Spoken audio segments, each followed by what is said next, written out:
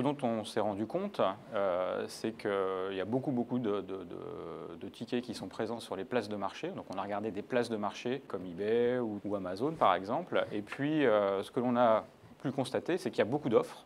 Tous ces billets vendus sur Internet, en fait, étaient illégaux à partir du moment où ils étaient revendus. Parce qu'en fait, tous les billets vendus pour la Coupe du Monde doivent être achetés sur le site de FIFA.com. Et lorsqu'une personne, pour X raisons, souhaite revendre son billet, à ce moment-là, il est obligé de le faire sur le site de FIFA.com. Toute la problématique vient du fait que le billet est nominatif. Lorsque quelqu'un a acheté des billets sur Internet pour en faire de la spéculation, donc on sait qu'on peut en acheter 4 au maximum par personne, ces personnes remettent ça sur une place de marché, proposent ce billet à la revente. Une personne intéressée prend contact donc, avec la personne qui revend ses billets. Il peut y avoir une remise en main propre. Donc jusque-là, c'est un vrai billet. Mais à partir du moment où le billet va changer de main, il devient illégal. Pourquoi? Parce que normalement, ce billet-là doit être revendu sur la plateforme de FIFA.com qui l'anonymise de nouveau et le remet sur le circuit par le site FIFA.com.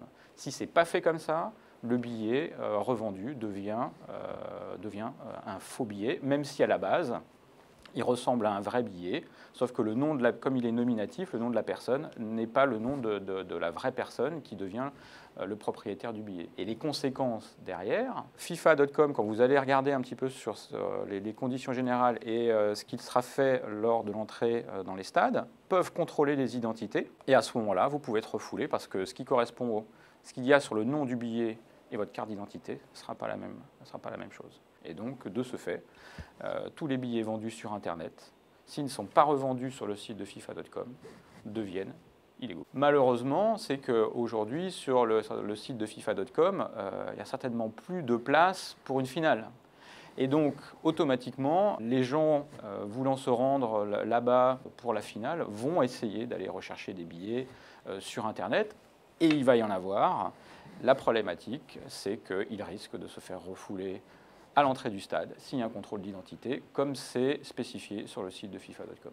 La FIFA.com contrôle effectivement les coûts des billets.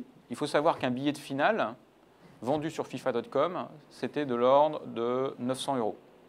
Quand aujourd'hui vous arrivez à trouver des billets à des prix allant jusqu'à 21 000 €, effectivement, passer par la FIFA, c'est vous prémunir contre des tarifs complètement prohibitifs.